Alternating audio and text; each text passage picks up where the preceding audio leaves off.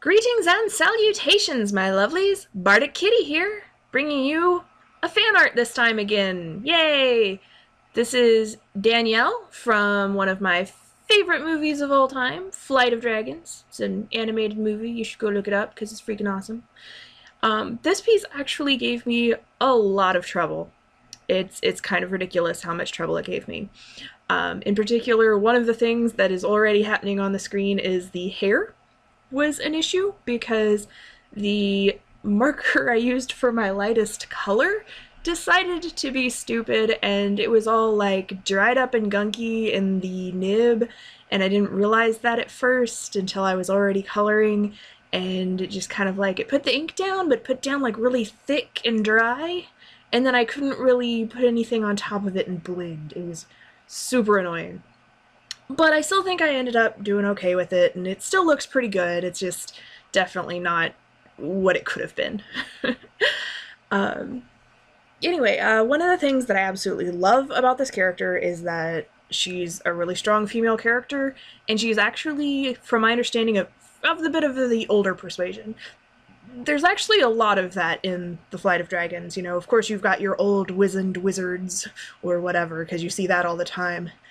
But, like, the knight is, like, going gray, and his character is really cool, and then you never actually, obviously, you never actually get told their ages, but just something about the way that Danielle is drawn makes me think that she is a little bit older, because, you know, she's got, like, the very defined cheekbones and everything, and I don't know. It's just really cool to see, you know, not a young, hot teen running around. She's just super badass and awesome.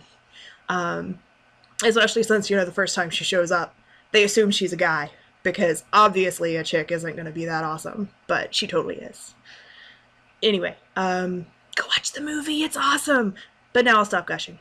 Other issues that I had with this, didn't really have the right colors for a large part of her outfit. I managed, in particular with the tunic here, to layer some colors over top of each other to make it kind of look pretty much the right color, but there was a lot of odd off shades of brownish, greenish, yellowish colors that I just didn't have, and so I had to try to make. But overall, still pretty happy with it.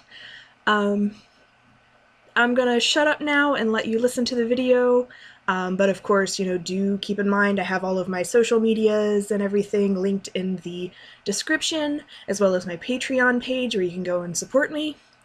And something that I haven't said in previous videos that I should have been saying, I do take commissions, as well as if you want to comment with suggestions on things that you'd like to see videos of, or things that you'd like to see me draw, feel free to leave those comments.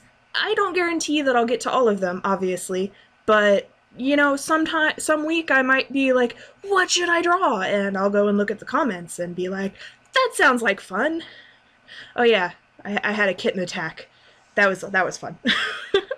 Completely forgot about that part. That was Snook. She's my kitten. She's not quite a kitten anymore, but I still call her a kitten because she's still a baby kitty. Anyway, and then getting into the background here, I had a lot of issues with the background. The lightest color that I was using for the bushes that I'm going to start here in a little bit, I kind of ran out of.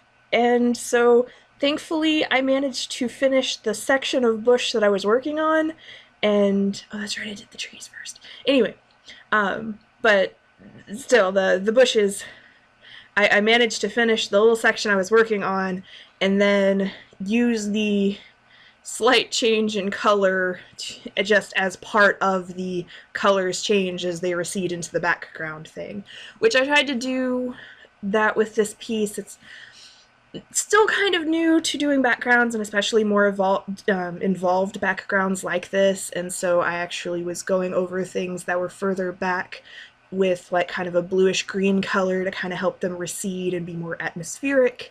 And so that was me trying new things and trying to improve upon my art. So hopefully you guys like the way that turned out, and I really do hope that you enjoyed it. I kind of hit my head against the desk multiple times, just like, I don't know what I'm doing. But that's a large part of art. Trying new things, learning how to do new things, and just kind of working with what you've got to do the best you can.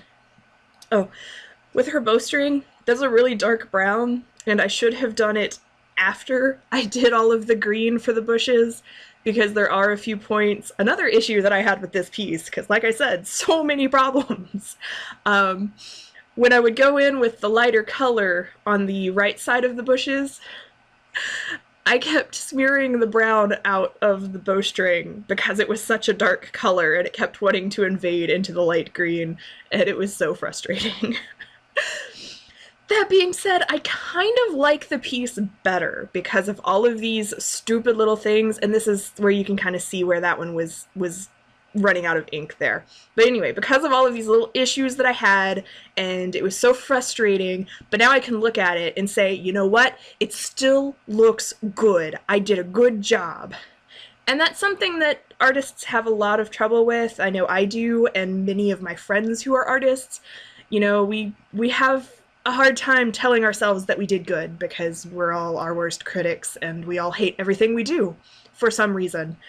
I don't know why. That's just the way most artists are, in my opinion. Or in my experience, rather, not my opinion.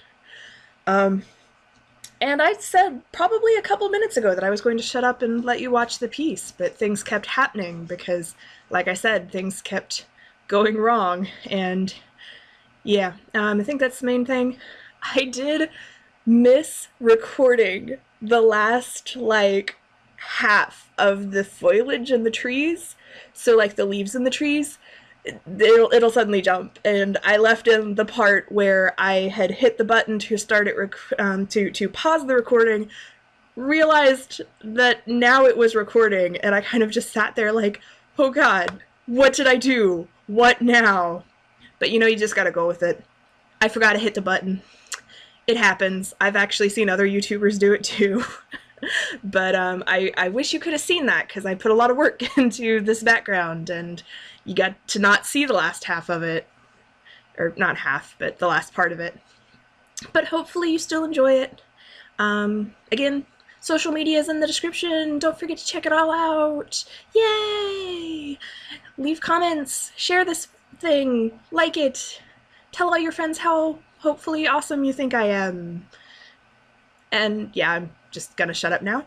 I love you all very much. Thank you for watching. Have a wonderful week.